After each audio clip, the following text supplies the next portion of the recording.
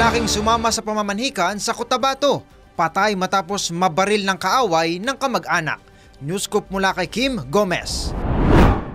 Hindi inakala ng isang lalaki na ang pagdalo nito ng pamamanhikan ng kaanak ang magiging sanhi ng kanyang kamatayan matapos mabaril sa Cotabato. Kinilala ang biktima na si Victor Bama Jr. habang nadakip naman ang sospek na kinilalang si Aldodong Alcaide. Ayon sa makilala Municipal Police Station, galing sa pamamanhikan ng biktima kasama ang mga kaanak nang bigla na lamang sumulpot ang sospek at pinagbabaril ang biktima. Agad namang dinala sa ospital si Bama, ngunit ideneklara na siyang patay ng mga umatinding doktor. Ayon sa sospek, nadamay lamang ang biktima dahil target nito ang ama ng namanhika na matagal nang may atraso sa kanya. Naharap ngayon sa kasong pagpatay sa makilala Provincial Prosecutor's Office ang sospek. Yan ang News Scoop. Kim Gomez, nagbabalita ng tama, naglilingkod ng tama.